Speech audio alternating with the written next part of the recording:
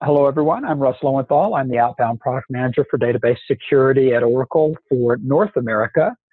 This is the April AskTOM session, and with me today is Pedro Lopez, who is my counterpart for Europe. Pedro does two jobs at Oracle. In addition to being the Outbound Product Manager for Database Security, he is also the Product Manager for the Database Security Assessment Tool, which is one of, I think, the more interesting things that we've come up with lately at Oracle. Just a quick administrative reminder again, we are recording this session. That means that anything you say or put into chat has the chance of making it into public notice because we do publish the recordings on the AskTOM page. So today's topic is Database Security Assessment Tool. DBSAT came about as a result of a lot of different groups at Oracle that were sort of doing the same thing, and that is looking at Oracle databases, saying there are thousands of parameters in the Oracle databases.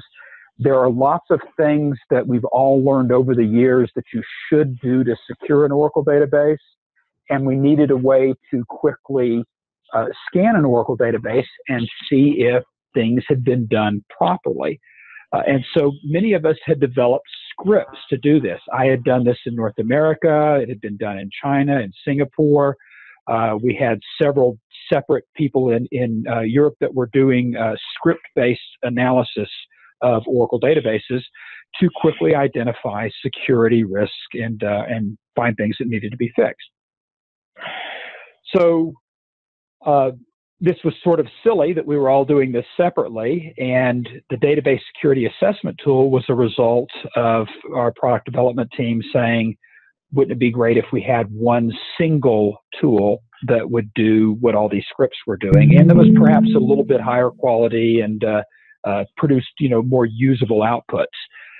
What you're going to see today is the result of a couple of years of development effort. We're now on version 2 of the Database Security Assessment Tool.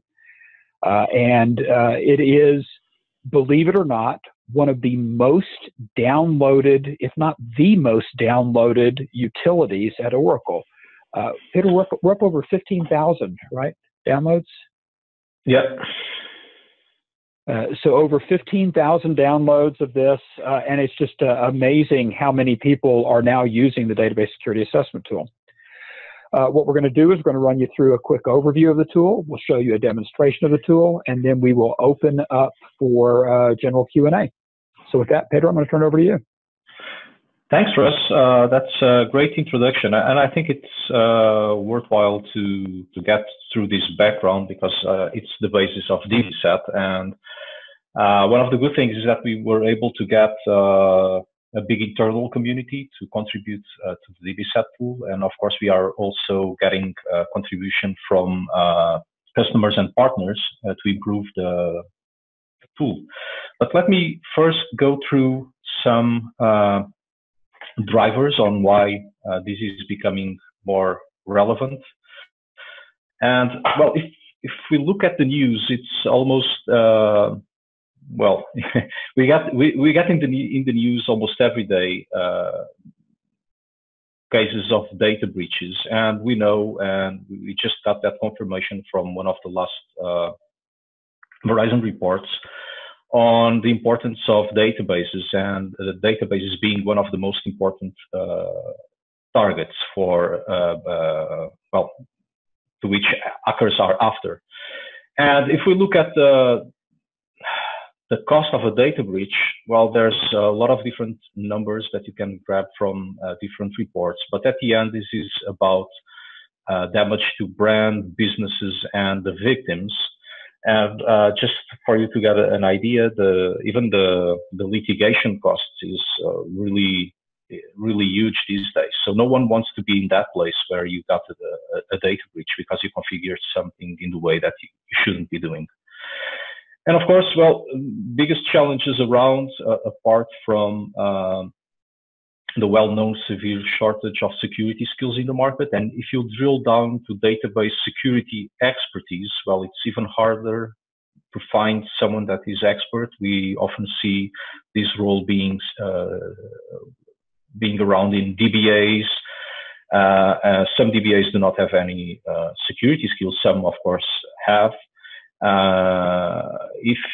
If you discuss this database security topic with any CSO or any security department, well, usually you will hear back that this is a DBA domain, So there's a severe shortage of security tools. Are getting a lot of automation tools to exploit weaknesses in databases and to find out databases. And from the customer side, there's this shortage of security skills, hard to get people from the market, and no automation tools and nothing that can really help to speed up the process. And of course, many organizations don't know how vulnerable they are, and we can really say this by looking at data breaches. People say that, I'm not using encryption. I don't need encryption because I'm secure, or I have a firewall and I'm done. It's curious when you attend some security sessions and get out of those sessions with the idea that a defense in-depth approach stops at the application. So, and what about the rest, right? What about where the data is? So this is a challenge, not knowing how vulnerable you are, and again, back on one of the hottest topics these days, General Data Protection Regulation, which of course aims to protect personal data. If you go and listen to some of these conferences about GDPR, and the presenter asks the audience, how many of you know where your sensitive data is? Do you have an inventory of your assets? And most likely you'll see that 3 or 4 hands will raise up, and the rest won't. So there's also this challenge of understanding where the sensitive data is and how much data there is around. So of course, most people know that they have sensitive data. Now the challenge is to find out where and how much. And of course, one of the biggest drivers that we are seeing around is the EU GDPR. It is affecting companies worldwide, not just in Europe. In fact, if you provide goods and services to an European citizen, you need to comply with the EU GDPR. And EU GDPR introduces some key aspects on data breach notification, on tracking consent, on the right to erasure or to be forgotten, and other requirements as well. What we are seeing is that this GDPR regulation is strong and is being adopted by other countries, and even in North America in some states, by almost copy-pasting EU GDPR law text into their own regulation, just to step up the current data protection regulation at that state or country to match EU GDPR. And this will, of course, make it easier to then do business with EU citizens, of course. We also see that GDPR is being used as a differentiator. So, I'm following this GDPR regulation, and I'm ahead of my competitors. So this is also something that we are seeing coming, and we will see more as soon as we have some certification bodies for EU GDPR. Well, again, this is all about protecting data, and we have sensitive data laying around in databases for some decades now, and of course, hackers are after this data, because this data typically translates to some euros or dollars or pounds or yens, right? So knowing or getting your hands on credit card numbers or payment information, date of birth, social security numbers, your personal IDs, well, you name it. And in this sense, to get their hand on this data, hackers are thinking in kind of these terms, right? So they can use these automated tools, as I just explained, but they are really after the data. So knowing which databases are available, if the data is encrypted, well, I have a bunch of rainbow tables here. Let me try to do a brute force attack. Are there any users with default passwords? Maybe there are. I can get in. Who are the privileged users? How can I attack them? In which industry is this company? So maybe I know what data do they have. Maybe it's valuable data. If I'm able to know the database version, I can know how vulnerable this database is. And of course, the main objective is to get in and get out as fast as possible without being tracked. And of course, if they can know what security controls are in place, they can avoid being caught. And you know what? In the mind of the DBA or the DPO in GDPR terms, we should really be thinking about these things in a similar manner. In fact, we don't want to be in that place where the hacker knows more about your databases than you do. So at the end, we should be asking similar questions. Well, is my database securely configured? Where is my sensitive data? Who has access to this data? What security controls and policies are in place? And one thing that is missing on this slide is, well, what security controls are available to me? Okay, because I might not be aware about security controls that are available. So if we could have a kind of a report that tells me that, that would be great. But the challenge typically is, as I was just telling, well, you know, do we really have the knowledge? Do we have a database security team? Do you know what holes to look for? Do we have time to do the analysis? And then how can I prioritize? And what are the risks of not doing or fixing these findings? And this is typically questions where DBSAT can help you answer.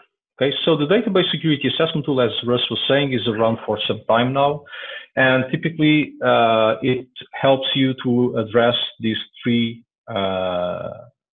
key things that you can see on the triangle on the right hand side. So it helps you to understand if your database is securely configured. It will provide you information about database user accounts and their entitlements, and it will help you as well to identify sensitive data. We then provide some nice looking reports, easy to read, with some prioritization in place so you can address most important things first. We added up in this a mapping to EU GDPR articles and recitals and CIS benchmark recommendations.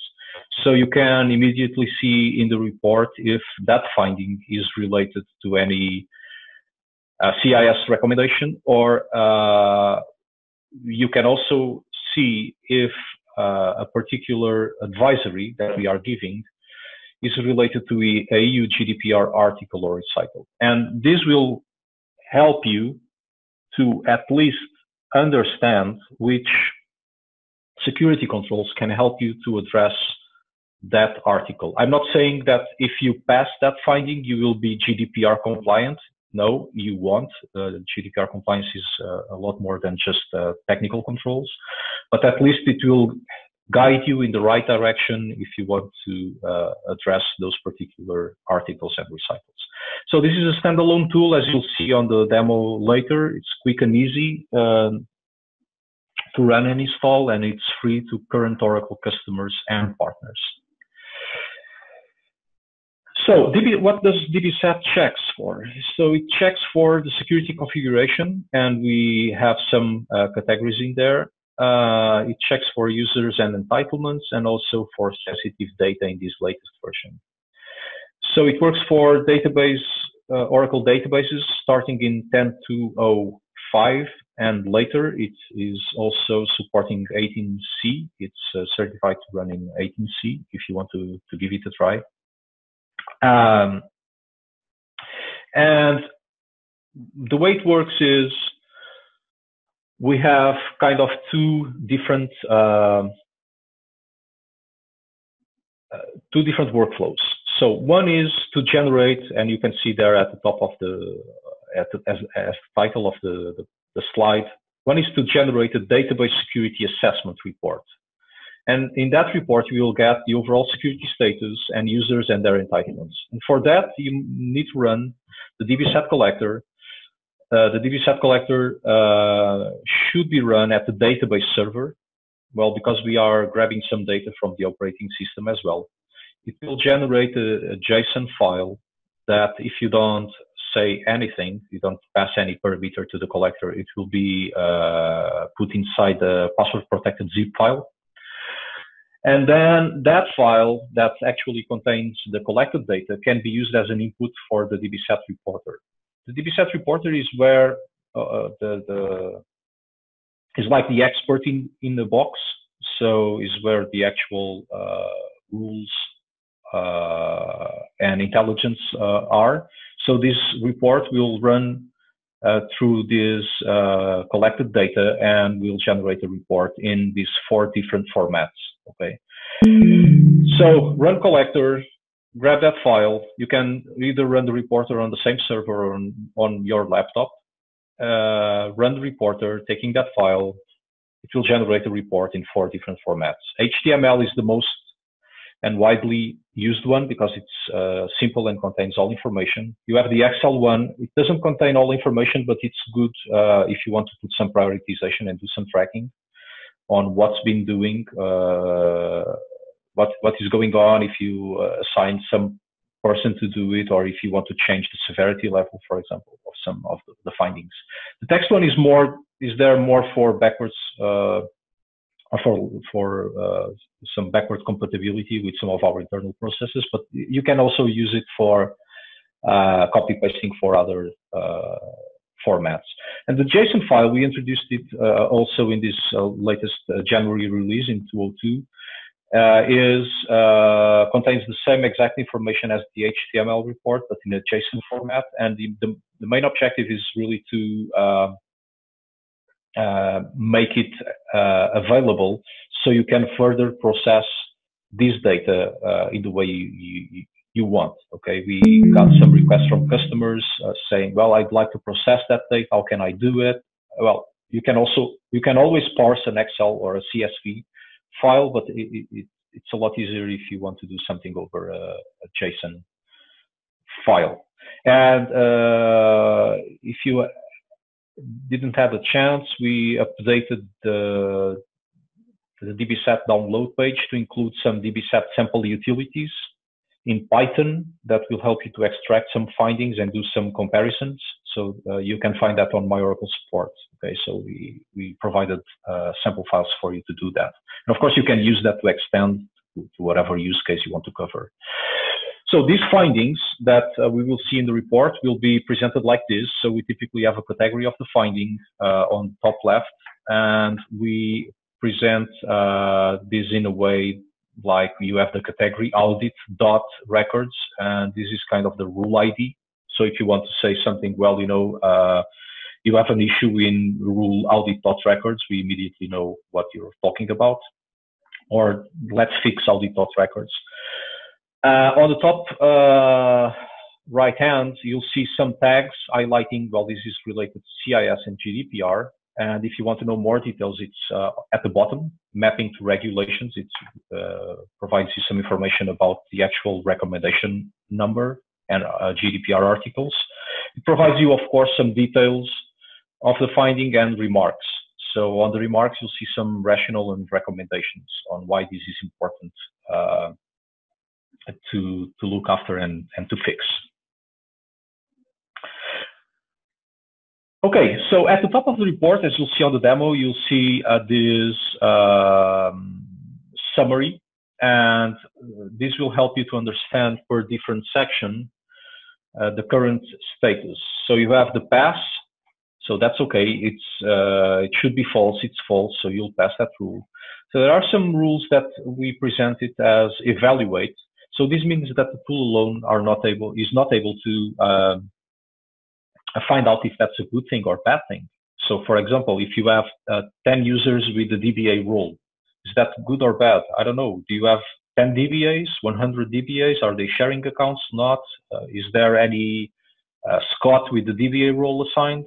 So these are things that you can, of course, and most of them, as you can see here on the report, are on the privileges and roles section. So we say, well, we found this, please have a look. Okay. The advisory ones are the ones that we are giving you some advice. We haven't found anything configured around these topics. For example, you are not encrypting data. Maybe you should, if your database is containing some sensitive information or your company is subject to any regulation. So we are saying, well, we advise you to encrypt data, but well, you'll take the final decision about that. Then we sort it out by low risk, medium risk, high risk, and we present the total number of findings. Well, so we have the overall security status from that table.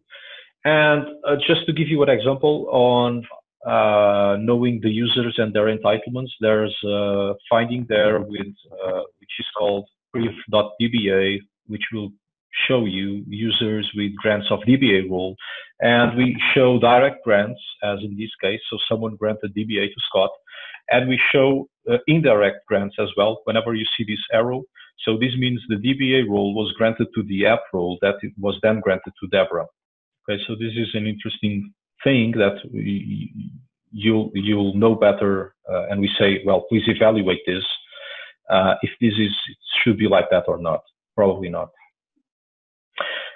So you get these reports, reporting multiple formats, as I said, and they contain the same exact information. So then you can use it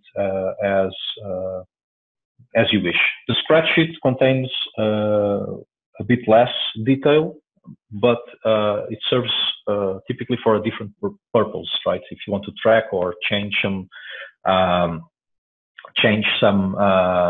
status levels based on your knowledge of the environment where you are running this. Just to give you an example, someone might say, we might find out that you are not auditing in the database. So we will say, well, this poses a high risk, but you might be using any other tool to do auditing. So maybe for that particular case, it shouldn't be high risk. So you can change it in the Excel spreadsheet. So, and that covers the first report, okay? So the database security assessment report.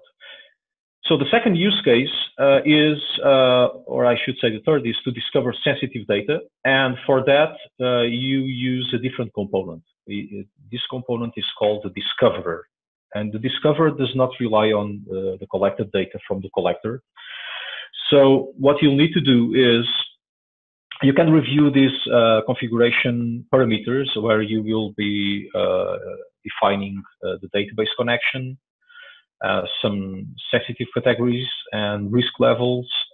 We provide categories and risk levels out of the box, but you can change it if you want. So typically you just need to edit the database connection and you're done.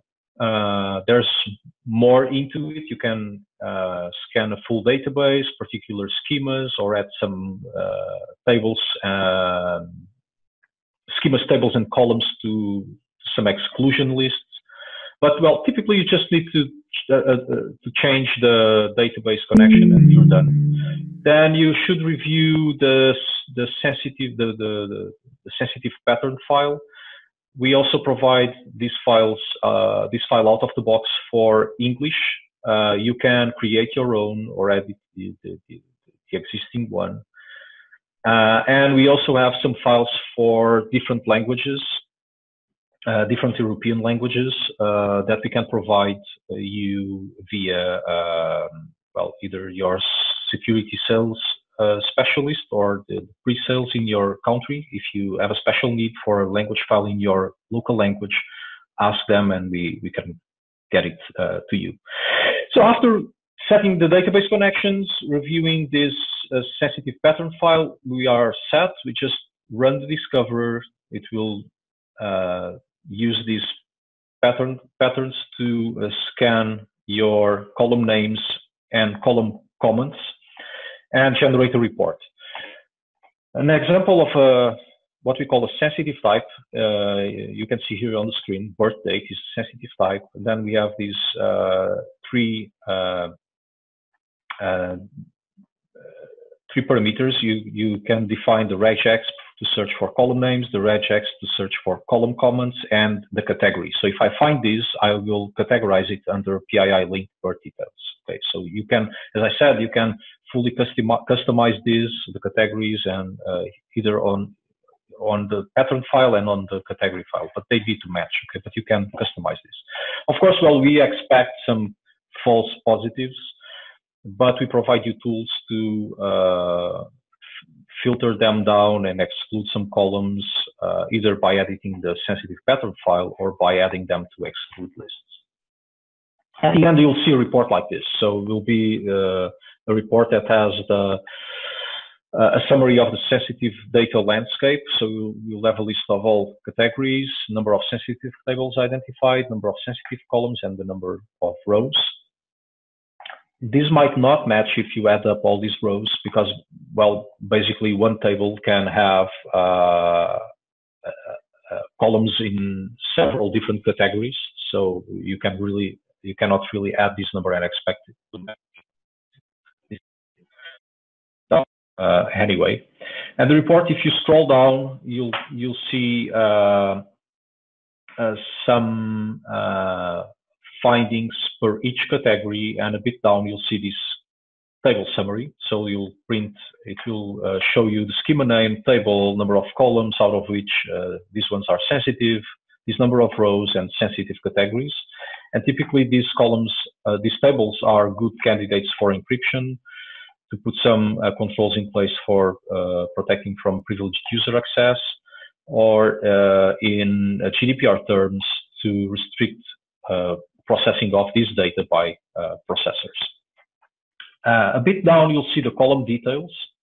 So you'll know which columns have sensitive data and how much. So you'll be showing the schema name, table name, column comments, sensitive category, and sensitive type. Typically on this table, you'll see candidate columns for masking, or to be pseudonymized. By this I mean, well, you can redact these columns, segregate these attributes from the data that can uniquely identify the person. And of course, we can also define some audit policies based on those columns that contain sensitive data. And guys, this really is easy. The reason I'm using a viewlet is there's one step along the way here where it'll take a few minutes to do stuff, and I didn't want you to have to wait for 5 or 6 minutes. So let's walk through Database Security Assessment Tool. The first thing you're going to do is you are going to go to My Oracle Support and download it. When you download it, what you're going to get is a zip file. It's as simple as that. You're going to copy the zip file up to whatever server you want to look at, and you're going to unzip it. The actual file name may differ depending upon versions, but it's going to look very much like this. Okay. Once you've unzipped it, you're now going to go out and collect information on the database that you want to analyze. I'm going to collect both configuration information and entitlement data, but you could just do one or the other, completely up to you. Okay. For configuration data, I'm just going to run DBSAT collect, and I'll tell it what database I'm going to log into, username and this SID, into the database. And this is the part that's going to take about 5 or 6 minutes on a simple database, longer on a database with a lot of roles. We've cut that out so you don't have to look at it. It's going to take the output and it's going to spit that into a zip file, which in my case I have encrypted. Now I'm going to collect, I'm going to create a report from that data. So I've collected the data. I'll create my report by running DBSAT report. Just tell it what file I want to use. Give it the password I used when I created that encrypted zip file. It runs through and it creates reports, which we re-encrypt with a new file. And if you can see through the blurred out here, it's created a text report, an HTML report, a spreadsheet version, and a JSON version. Okay? Now, these are all the same data, just presented in different ways, because sometimes you want to just read through it. HTML is great for that. Spreadsheet might be good for, I want to do checklist stuff, JSON for manipulation, several different things. Okay? Now let's go through and look for sensitive data. You can do this from any workstation. You don't have to be on the database server. I just happen to be on this in this case. But the first step for doing this is going to be to go out and tell the discoverer portion what database you're going to talk to. We give you a sample configuration file, and normally all you do is copy that and go in and give it the connect information for the database. Since I'm running on localhost, all I have to do is give it the service name, but if I was running it remotely, I'd change the host name and port. I can choose to change the language I'm looking for. I'm looking in English in this case. I can choose to tell it specifically which schemas to search. By default, we don't look at empty tables, so it has to have at least one row in it for us to look at it, but you can choose to look at empty tables if you want to. Look for columns that might later contain sensitive data. Instead of doing an inclusive list with schema scopes all, I can say I want to ignore certain schemas by giving it a list of schemas to ignore. So there's a lot of configuration you can do here, but all you have to do is tell it what database to connect to. Now that we've got our configuration file set up, we run the discoverer portion, tell it where we want the output to be placed, or tell it where our configuration file is, and tell it where we want the output to be placed. In this case, I'm going to put it into something called sensitive data.report. Tell it who I want to connect into the database as, username and password, and we're off to the races and running. As with the collector, the configuration, the output goes into an encrypted zip file. And in this case, what we have is an HTML format and a CSV format that we're spitting out. So not quite as many formats as the configuration data. Okay, so that's it. I've now got everything created. I simply copy those to some location, unzip them, giving the password I used when I created the zip files.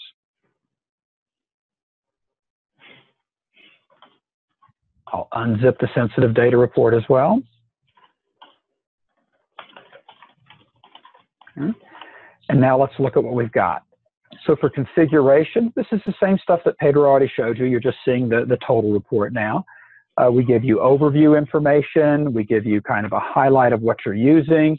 And then we give you findings. And the findings might be high risk, medium risk, or low risk.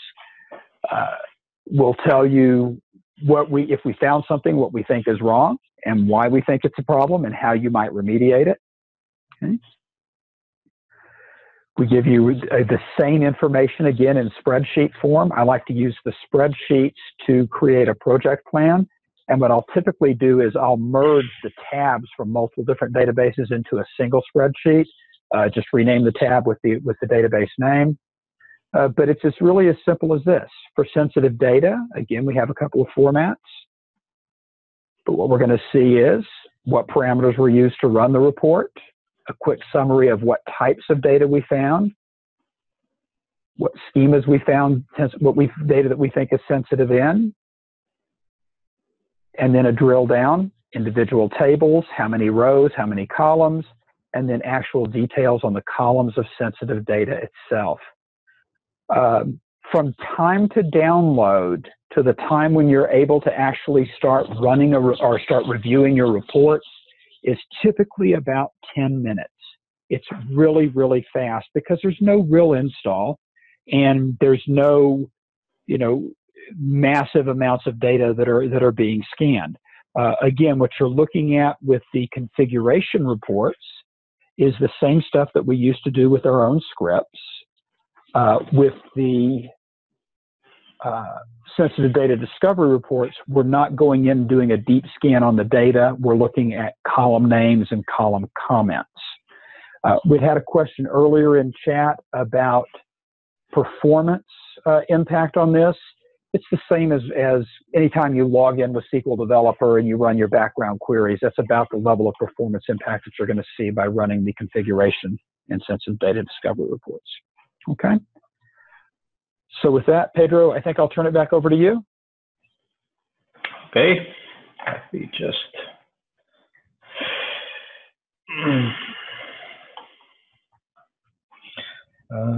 share screen. And while you're doing that, Sarah asked, what permissions or roles does the user you're connecting for DBSAT need? There is a list of permissions in the docs for it.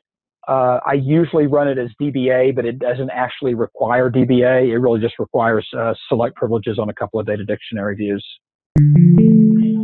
Yeah, that's pretty well documented, and we advise you to go through the docs and just create a user for that with minimum privileges. But of course, well, it might turn out to be easier to just use the DBA. But anyway, well, thank you, Russ. I think it was a great demo. I think it has highlighted the main steps of how to use DBSAT to get the security risk assessment and the sensitive data assessment report. So with these two reports, we can of course help you to address some of the EU GDPR challenges. We put in there some patterns to identify sensitive and personal data in Oracle databases. You can always tune these regular expressions to meet your own needs, but well, the discovery part will help you to do that. We also believe that the output of the database security assessment tool is a great tool to support the data protection impact assessments. We know that data protection impact assessments, according to GDPR, is a lot more than assessing database security risks, but it is, of course, it is also that. So you need to know how your database is secured and the risks you carry to be able to feed that information back to the data protection impact assessment. So this information that DBSAT provides is really useful to be part of that DPIA report. We also map these findings to GDPR articles and recitals.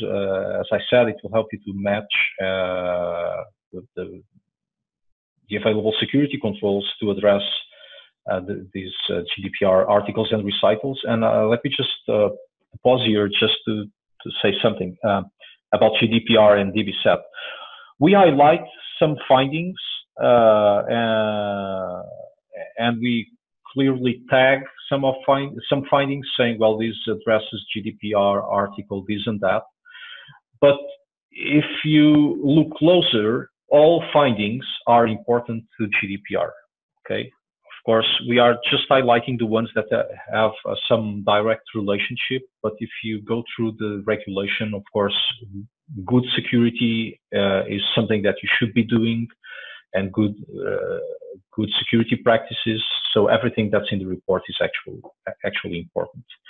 And of course, we also provide some advisories on security controls that might help you to comply with these articles and recitals. Even if you are not using any of our security controls, we advise you to use some controls. Well, in summary, DBSAT is a great tool to get a quick overview of the database security status. It will help you to identify users and entitlements, and to identify sensitive and personal data inside Oracle databases.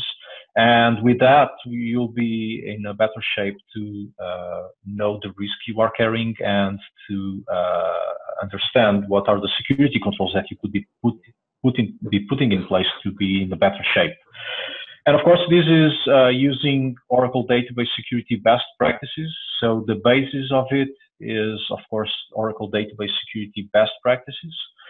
as Russ said in the beginning, we grabbed some information from scripts from all over the world, but we full analysis and included the ones that we consider that are best practices. So you might find out that there are some things missing. Of course, we are always keen to listen back from you and to get new requirements, but at the end, the basis is really database security best practices. Of course, we then take some other best practices. We took some from CIS as well, and we aim to add more as we move forward. This will help you to leverage these findings to accelerate compliance with GDPR or any other data privacy regulation. In fact, it supports databases starting in 10G, works in 11, 12, and 18C. It's provided at no additional cost, and it's available now. This last version, as I said, it's available since mid-January, and would be great if you could give it a try and provide some feedback. There's an OTN page, just to finish and open up for questions, I would say. There's an OTN page where you'll find information about DBSAT, like the data sheet, FAQ, some tutorial. I'm uploading the tutorial that is there, but you'll be able to follow the tutorial on the Learn More tab. There was a DBSAT focused webcast on GDPR. It's recorded. You can watch it on demand if you wish. And of course, well, we have a very comprehensive white paper on database security and GDPR. And I think this is a great source if you want to know more why we map a particular finding to a specific article. If you want to know more, this white paper is a great resource.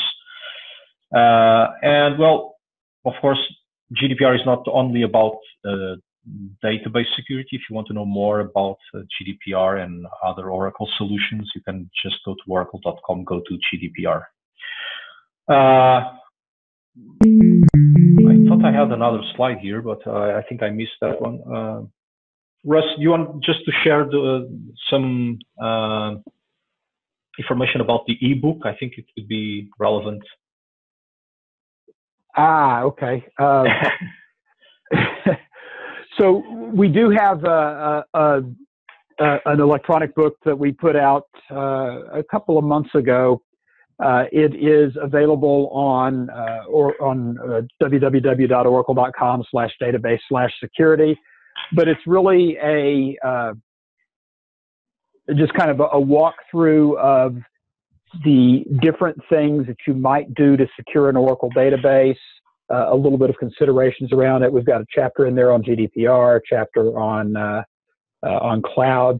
It's a fairly quick read, but if you get a chance, take a look at it. I'll try and find the URL later on here. Yeah, I was searching for it. Okay. We've got all the lines. No, hang on. I think I've got all the lines unmuted. So I've got all the lines unmuted unless you specifically muted yourself. We've now got open Q&A. Pedro, there's one question from Patrick that I can't answer. And Frank, for yours, no, to the best of my knowledge, Rob wasn't involved. He may have contributed some scripts. We collected scripts from a lot of different people. But Rob was not directly involved in the development of DBSAT. And again, just a reminder for everyone that we are recording. Yeah. Pedro, can you take a look at chat? Patrick's asking a question. I guess he sent you a report on a problem. Yeah, I think it's already fixed, Patrick. We fixed that issue, and it will be part of the 202 release. Okay. We will release. I think it's still this month.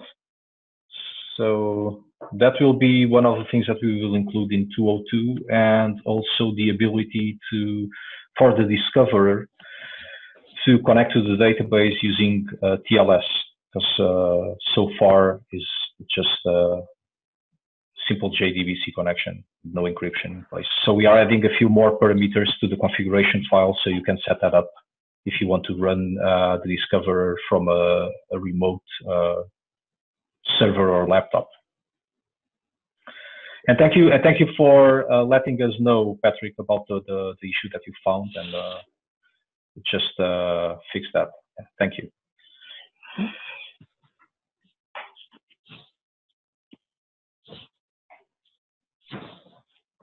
What will be required for running it from an external server? You mean the discovery part, right? You just have to have the SQL library so that you don't even need the SQL libraries, right? Because we're doing this over Java. Yeah, it's the trust store, and you'll need a trust store and a key store. We will update the product documentation to include some samples on how to set that up to make it easier. Okay, because I think that just by looking at those parameters might not be that obvious, but it's typically how you set up encryption on a Java program. So you'll need some trust stores in there and link it on those parameters, and that's it. I thought I saw a question, and Pedro, I'm seeing your chat, and for some reason you're getting stuff I'm not. Maybe someone sent it to you, but if you scroll up a little bit, someone had asked about Pete Finnegan. Oh, yeah. Because he said it to you privately. So, Frank, Pete wasn't directly involved, but I've been following Pete Finnegan for many, many years, and my scripts that I was using, which are in DBSAT, a lot of that was information that I learned from Pete over the years. So while he didn't do any coding, his touch is certainly on there. Great question. Yeah. Yeah, as we've discussed, well, we grabbed some of these checks from different colleagues that were running these assessments. And of course, well, we've seen some really interesting things and some silly things. And, you know, we as you can imagine, we got a lot of SQL statements back. And then we did some triage, and of course, there are still some people complaining that we should be doing some things that we are not doing yet. But, you know, this is, I like to, what I really like about DBSAT is that we are driving it kind of as a community effort. So, well, my request to you is that if you have any recommendation or any check that we should be doing that we are not doing, at least what I can tell you is that we will have a look, and if it makes sense, we will consider including it into DBSAT. Okay. Oh, absolutely. I think that's probably how this tool. Certainly, that's how this tool evolved to its current state is by crowdsourcing things to check for. If you've got something we're not looking for, please give it to us. So yeah, so this is the ebook. It was an effort made by the PM team. So each chapter was authored by a PM in our organization, in the database security organization. And it contains a whole lot of great information and advices. So I think it's worth reading.